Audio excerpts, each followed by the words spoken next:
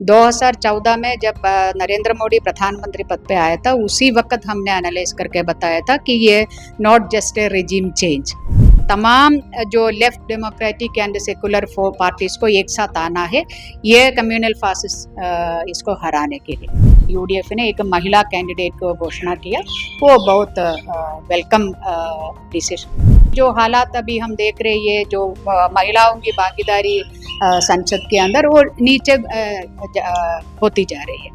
इस वक्त हमारे साथ बातचीत करने के लिए मौजूद है एनी राजा, जो कि सीपीआई के नेता है। मैम, क्या कहेंगी, राहुल गांधी ने वायनाड सीट छोड़ दी है, अब प्रियंका गांधी वहां से चुनाव करेंगे?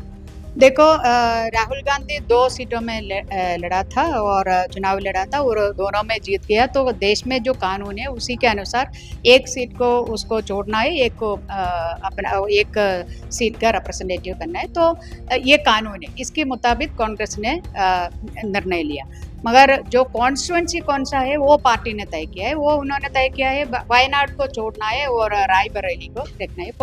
कांग्रेस पार्टी का निर्णय है और कांग्रेस पार्टी ने अगला कैंडिडेट का भी घोषणा किया है, प्रियंका गांधी। तो देश की जो हालात अभी हम देख रहे हैं, जो महिलाओं की भागीदारी संसद के अंदर वो नीचे होती जा रही है। तो पिछली बार 14% था, इस बार वो सिर्फ 13% है। उस एंगल से देखेगा तो यूडीएफ ने, कांग्रेस के नेतृत्व वाली यूडीएफ ने एक महिला कैंडिडेट को घोषणा किया, वो बहुत वेलकम डिसीजन है और हम उसमें खुश हो। मगर एक पॉलिटिकल क्वेश्चन राहुल गांधी से भी पूछा था इस वक्त, क्योंकि उम्मीदवार के तौर पे निर्णय अनाउंसमेंट हो गया है प्रियंका से भी यही प्रश्न है कि कांग्रेस पार्टी के लिए इस देश की और जनता की सबसे बड़ा दुश्मन वो कौन है, उसके ये क्या कम्युनल फासिस्ट यानी हमारी देश की जो जनवाद और जो धर्मनिरपेक्षता का हानि पहुंचाने वाला, सब डेमोक्रेटिक और सेकुलर इंस्टीट्यूशन को कैप्चर करने वाला और हमारी देश की संविधान के तोड़फोड़ करके, पार्लियामेंट को मिसयूज करके बहुत सारी एंटी पीपल जो कानून बनाने वाला, जो वो फांसीवादी ताकत आपका दुश्मन है, या इंडिया अलायंस के साथ खड़ा हुआ जो वामपंथी अलायंस का पार्टियां और एलडीएफ वामपंथी ताकतें आपके सबसे बड़ा दुश्मन है। ये पॉलिटिकल प्रश्न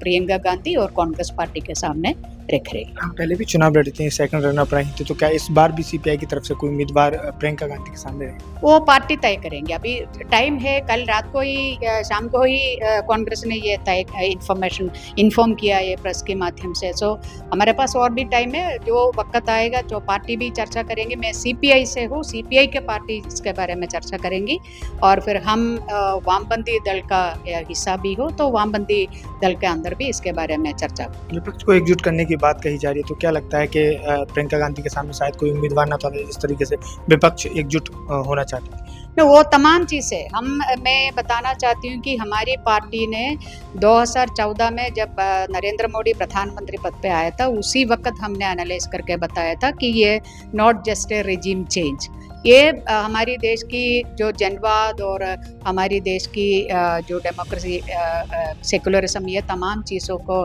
ऊपर बहुत बड़ा अटैक करने वाला है। तो ये हमने उस वक्त एनालाइज किया, इसी वजह से हमने हमारी पार्टी कांग्रेस के अंदर एक राजनीतिक प्रस्ताव भी एकजुट होकर पास किया था। वो उसमें यह था कि तमाम जो left democratic and secular parties को एक साथ आना है ये कम्युनल फासिस्ट इसको हराने के लिए। तो उसी के चलते चलते हम इसके लिए प्रयास किया। अभी इंडिया अलायंस हमारे सामने है, तो हमारी पार्टी सीपीआई और हमारी जो दल लेफ्ट फ्रंट, वो इस इंडिया अलायंस को वीकन करने का कोई काम नहीं करेंगी, इसको स्ट्रेंथन करने के लिए करेंगी। ये बात है। बहुत बहुत धन्यवाद। देखिए, ये थी एनी राजा, जो कि राहुल गांधी के सामने वायनाड सीट पर चुनाव लड़ी थी। हालांकि सेकंड रनअप रही थी, लेकिन इनका साफ तौर पर कहना है कि अब प्रियंका वाड्रा वहां पर अगर चुनाव लड़ रही हैं तो सीपीआई की तरफ से जो भी फैसला लिया जाएगा उसी के तहत उम्मीदवार उतारा जाएगा और विपक्ष को एकजुट करने की भी बात लगातार सीपीआई नेता एनी राजा कह रही हैं। दिल्ली से निखिल कुमार, आदान हिंदी के लिए।